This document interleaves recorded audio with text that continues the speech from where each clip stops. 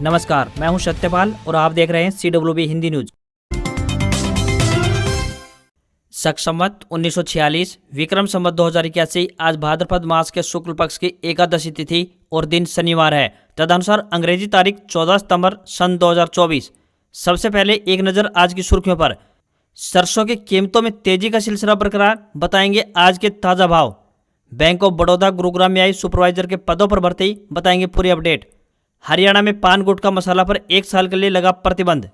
केजरीवाल 177 दिन के बाद जेल से बाहर, कहा सच्चा था इसलिए भगवान ने साथ दिया। सुप्रीम कोर्ट ने शराब नीति से जुड़े CBI केस में दी जमानत। बागेश्वर धाम सरकार पंडित धीरेन्द्र कृष्ण शास्त्री पहुंचे सिरसा, 17 सितंबर तक करेंगे हनुमान कथा। गोगा मेडी पशु मेले में आयोजित की गई पशु प्रतियोगिता, हरियाणा राजस्थान समेत कई राज्यों के पशुपालकों ने लिया भाग। PM नरेंद्र मोदी आज हरियाणा में करेंगे रैली, कुरुक्षेत्र में PM दौरे को लेकर सुरक्षा के पुख्ता इंतजाम। और अब खबरें विस्तार से। मौसम विभाग के अनुसार यूपी, उत्तराखंड, राजस्थान और बिहार समेत कई राज्यों में आज भी भारी से भारी बारिश का अलर्ट जारी किया गया है। IMD ने उत्तराखंड में 14 सितंबर तक भारी से भारी बारिश होने की संभावना जताई है। तो वहीं राष्ट्रीय राजधानी दिल्ली के अलावा हरियाणा, उत्तर प्रदेश, उत्तराखंड और मध्य प्रदेश में अगले 2 दिनों तक बारिश होने की संभावना है। मौसम विभाग के अनुसार माने तो हरियाणा में 15 सितंबर तक भारी बारिश के साथ हल्की से मध्यम बारिश होने का अनुमान है। नौकरी का इंतजार कर रहे युवाओं के लिए खुशखबरी है। बैंक ऑफ बड़ौदा गुरुग्राम में सुपरवाइजर के पदों पर भर्ती के लिए आवेदन मांगे गए हैं। ये भर्तियां कॉन्ट्रैक्ट आधार पर 1 साल के लिए होने जा रही हैं। अगर आप भी इन पदों पर आवेदन भेजने के इच्छुक हैं तो महिला हो या पुरुष ऑफलाइन माध्यम से अपने लिए आवेदन भेज सकते हैं। आवेदन करने की आखिरी तारीख 15 सितंबर 2024 है। इन पदों के लिए उम्मीदवार ग्रेजुएट होने चाहिए। कंप्यूटर में MS ऑफिस, ईमेल, इंटरनेट का ज्ञान होना चाहिए। किसी भी वर्ग के उम्मीदवारों को इन पदों के लिए कोई भी आवेदन शुल्क जमा नहीं करना होगा। न्यूनतम आयु 21 वर्ष और अधिकतम आयु 45 वर्ष तय की गई है। इन पदों के लिए आपको ऑफलाइन आवेदन भेजने होंगे।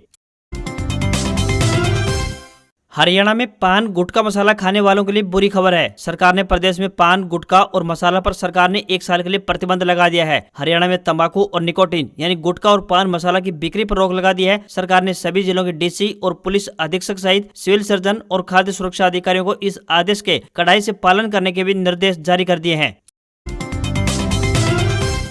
इसी महीने केंद्र सरकार बुजुर्गों के लिए स्वास्थ्य बीमा योजना की शुरुआत करने वाली है। बता दें कि प्रधानमंत्री नरेंद्र मोदी द्वारा 70 साल या फिर उससे ज्यादा उम्र के बुजुर्गों के लिए आयुष्मान भारत योजना के तहत 5 लाख रुपए तक का निःशुल्क यानी फ्री उपचार देने की योजना का शुभारंभ इसी महीने किया जाएगा। स्वास्थ्य मंत्रालय 1 सप्ताह के भीतर इस पायलट प्रोजेक्ट को शुरू कर देगा। इस योजना पर तीव्रता से काम किया जा रहा है। जो बुजुर्ग इस योजना का लाभ उठाना चाहते हैं उन्हें अपने आधार कार्ड से पंजीकरण करवाना होगा। इसके तहत 70 वर्ष से ज्यादा की आयु के 6 करोड़ से ज्यादा वरिष्ठ नागरिकों को स्वास्थ्य लाभ दिया जाएगा, चाहे उनकी सामाजिक स्थिति कैसी भी क्यों न हो।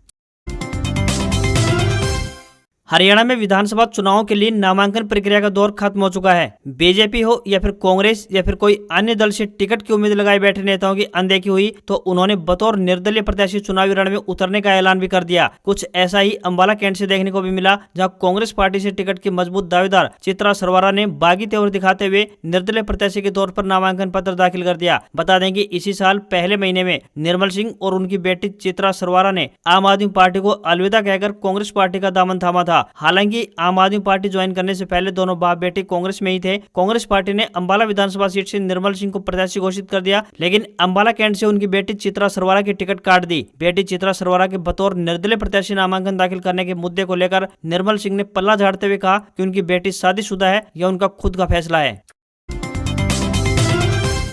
विश्व प्रसिद्ध कथा व्यास एवं बागेश्वर धाम पीठाधीश्वर पंडित धीरेन्द्र कृष्ण शास्त्री सिरसा पहुंचे। वायुसेना केंद्र से वाहनों के काफिले के साथ पंडित धीरेन्द्र शास्त्री को श्री बाबा तारा कुटिया पहुंचे। यह कुटिया के मुख्य सेवक गोविंद सिंह कांडा ने उनका स्वागत किया। श्री बाबा तारा की समाधि पर पंडित धीरेन्द्र शास्त्री ने शीश नवाया। श्री बाबा तारा चैरिटेबल ट्रस्ट के अध्यक्ष गोपाल कांडा ने बागेश्वर धाम सरकार का सिरसा पहुंचने पर स्वागत किया। कुटिया के मुख्य सेवक गोविंद कांडा ने भी श्री बाबा तारा की तपोभूमि और बाबा जी के जीवन वर्त पर बागेश्वर धाम सरकार से चर्चा की। उन्होंने कुटिया परिसर का भ्रमण किया और भक्तों को आशीर्वाद दिया। श्री सालासर धाम मंदिर एवं श्री रामनाम प्रभात फेरी चैरिटेबल ट्रस्ट के तत्वाधान में सिरसा में पहली बार श्री हनुमंत कथा करवाई जा रही है। बागेश्वर धाम पीठाधीश्वर पंडित धीरेन्द्र शास्त्री कथा करने के लिए सिरसा पहुंचे हैं। 17 सितंबर तक रोजाना 3 बजे से 7 बजे तक श्री बाबा तारा कुटिया तारकेश्वर धाम में हनुमंत कथा का आयोजन होगा। विशेष रूप से 15 सितंबर को बागेश्वर धाम सरकार का दिव्य दरबार भी लगाया जाएगा।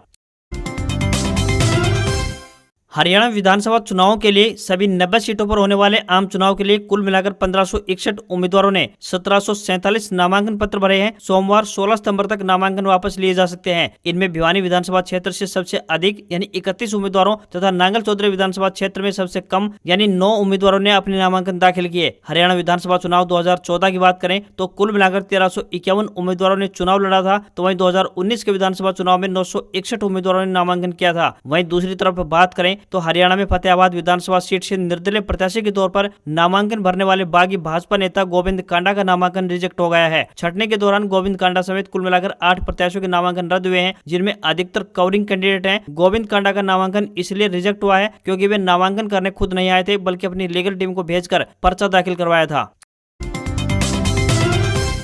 रेलवे भर्ती बोर्ड यानी आरआरबी ने नॉन टेक्निकल पदों पर भर्ती का एक शॉर्ट नोटिफिकेशन जारी कर दिया है। इसके अनुसार station master, TC, train clerk और जूनियर क्लर्क समेत कुल मिलाकर 11,558 पदों पर भर्ती की जाएगी। इस भर्ती के लिए आवेदन प्रक्रिया की शुरुआत आज यानी 14 सितंबर से होने जा रही है। इसमें 12वीं पास के 3,445 और ग्रेजुएट के 8,113 पदों पर भर्ती होगी। उम्मीदवार आरआरबी की वेबसाइट rrbapply.gov.in पर जाकर आवेदन कर सकते हैं। एजुकेशनल क्वालिफिकेशन की बात करें तो किसी भी मान्यता प्राप्त स्कूल या यूनिवर्सिटी से हायर सेकेंडरी या ग्रेजुएशन की डिग्री और साथ में टाइपिंग व कंप्यूटर प्रोफिशिएंसी होनी चाहिए। हरियाणा के कुरुक्षेत्र जिला में देश के प्रधानमंत्री नरेंद्र मोदी शिरकत करेंगे। प्रधानमंत्री के कुरुक्षेत्र दौरे को लेकर पर्याप्त पुलिस बल तैनात कर दिया गया है। इस अवसर पर विभिन्न जिलों से आए व जिला पुलिस के महिला एवं पुलिस जवानों को वीवीआईपी सुरक्षा ड्यूटियों पर तैनात किया गया है। मुख्यमंत्री नायब सिंह सैनी ने बताया कि 6 जिलों की 23 विधानसभा क्षेत्रों के प्रत्याशियों के लिए पीएम नरेंद्र मोदी आज एक चुनावी जनसभा को संबोधित करेंगे। चुनाव सभा विधानसभा का विधिवत शंखनाद रहेगा। उन्होंने लोगों से अपील किया कि वो भारी संख्या में इस रैली में पहुंचकर अपने नेता के संबोधन को सुनने के लिए पहुंचे। पुलिस द्वारा सुरक्षा के पुख्ता इंतजाम किए गए हैं। पुलिस ने पर्याप्त पुलिस बल तैनात करके सुरक्षा व्यवस्था को चाक चौबंद कर दिया है। प्रधानमंत्री के कुरुक्षेत्र दौरे के दौरान शहर में किसी भी प्रकार के ग्लाइडर व ड्रोन उड़ाने पर पूर्ण रूप से पाबंदी रहेगी। हरियाणा में विधानसभा चुनाव के बीच बीजेपी के एक के बाद एक झटके लग रहे हैं। टिकट नहीं मिलने की वजह से नाराज कई बड़े नेता पार्टी छोड़ चुके हैं। वहीं पूर्व मंत्री कर्णदेव काम्बोज ने भी पार्टी को अलविदा कह दिया है और कांग्रेस में शामिल हो गए हैं। पूर्व मंत्री काम्बोज ने दिल्ली में कांग्रेस पार्टी के प्रदेश अध्यक्ष उदयभान और पूर्व मुख्यमंत्री भूपेंद्र सिंह हुड्डा की मौजूदगी में कांग्रेस पार्टी का पटका पहना। काम्बोज रादौर और इंद्री में से किसी भी एक सीट पर विधानसभा सीट पर चुनाव लड़ना चाहते थे। इसके लिए वे काफी समय से तैयारियों में जुटे भी थे, लेकिन बीजेपी ने रादौर से श्याम सिंह राणा और इंद्री से रामकुमार कश्यप को टिकट दे दिया, जिसके बाद कर्णदेव काम्बोज ने बगावती तेवर अपना लिए। भारतीय रेलवे द्वारा गुरु जंबेश्वर मेले के अवसर पर अतिरिक्त यात्री यातायात को ध्यान में रखते हुए यात्रियों की सुविधा के लिए सिरसा नोखा सिरसा मेला स्पेशल रेल सेवा का संचालन किया जा रहा है। गाड़ी संख्या 04709 सिरसा नोखा मेला स्पेशल रेल सेवा दिनांक 1/10/2024 को सिरसा से शाम को 7:40 पर रवाना होकर दिनांक 2/10/2024 को सुबह 5:40 पर नोखा पहुंचेगी। इसी प्रकार गाड़ी संख्या 04710 नोखा सिरसा मेला स्पेशल रेल सेवा दिनांक 3/10/2024 को नोखा से सुबह 8:45 पर रवाना होकर शाम को 6:45 पर सिरसा पहुंच जाएगी। यह रेल सेवा मार्ग में ढींग, भट्टू, मंडी, आदमपुर, जाखोद, खेड़ा, हिसार, चार रोड, शिवानी, झुंपा, सादलपुर, चूरू, रतनगढ़ व बीकानेर स्टेशनों पर ठहराव करती हुई जाएगी।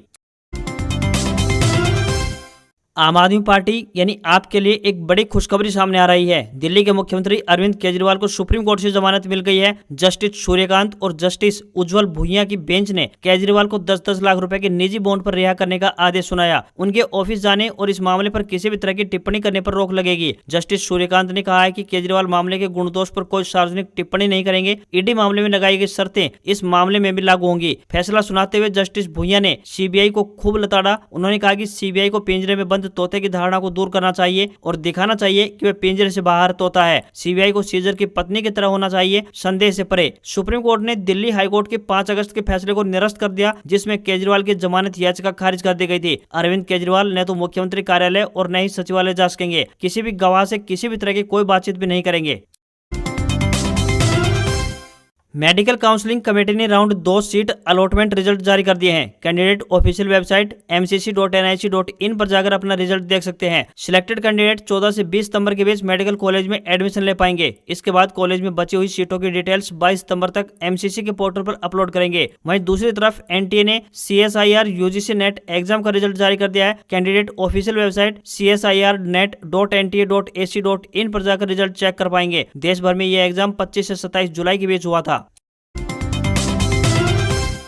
आज हमें हरियाणा में राजस्थान की कुछ चुनिंदा मंडियों से कुछ ताजा भाव प्राप्त हुए हैं, जो कि इस प्रकार से हैं। आपको बता दें कि सरसों की कीमतों में तेजी का सिलसिला लगातार बरकरार है। बात करें कीमतों की तो 4 दिनों में सरसों के भाव में तकरीबन 700 से 800 रुपए प्रति क्विंटल तक का उछाल आ चुका है। सबसे पहले बात करते हैं बरवाला मंडी की। तो बरवाला मंडी में सरसों का ताजा भाव 6100 रुपए से लेकर 6125 रुपए प्रति क्विंटल चल रहा है। हिसार मंडी में सरसों का ताजा भाव 5700 रुपए से 5800 रुपए प्रति क्विंटल है। तो चरखी दादरी हरियाणा में मंडी का ताजा भाव की बात करें तो सरसों का ताजा भाव 6350 रुपए से लेकर 6400 रुपए प्रति क्विंटल है। वहीं चरखी दादरी मंडी में सरसों की खल का भाव की बात करें तो 2700 रुपए प्रति क्विंटल है। भट्टुकला में सरसों का ताजा भाव 5921 रुपए से लेकर 6249 रुपए प्रति क्विंटल है। वहीं अटेली मंडी में सरसों का ताजा भाव 6000 रुपए प्रति क्विंटल। हिसार की आदमपुर मंडी में सरसों का ताजा भाव 6200 से लेकर 6340 रुपए प्रति क्विंटल और सिरसा में ग्वार का ताजा भाव 4400 से 4963 रुपए प्रति क्विंटल चल रहा है। सिरसा मंडी में चना का ताजा भाव 7000 रुपए से लेकर 7400 रुपए प्रति क्विंटल। जौ का भाव 1800 से लेकर 2050 रुपए प्रति क्विंटल सिरसा अनाज मंडी में चल रहा है। वहीं एलनाबाद मंडी की बात करें तो सरसों का ताजा भाव 5700 रुपए से लेकर 62 रुपए प्रति क्विंटल। ग्वार का भाव 4700 से लेकर 4975 रुपए प्रति क्विंटल। चना 7000 से 7200 रुपए प्रति क्विंटल। गेहूं का ताजा भाव एलनाबाद मंडी में 2400 से 2518 रुपए प्रति क्विंटल और नौहर मंडी में सरसों का ताजा भाव 5800 रुपए से लेकर 6400 रुपए प्रति क्विंटल का है। वहीं राजस्थान की राजधानी जयपुर मंडी की बात करें तो सरसों का ताजा भाव जयपुर में 6825 रुपए से लेकर 6850 रुपए प्रति क्विंटल का है। वहीं दिल्ली में 42% कंडीशन की सरसों का भाव 6500 रुपए प्रति क्विंटल है।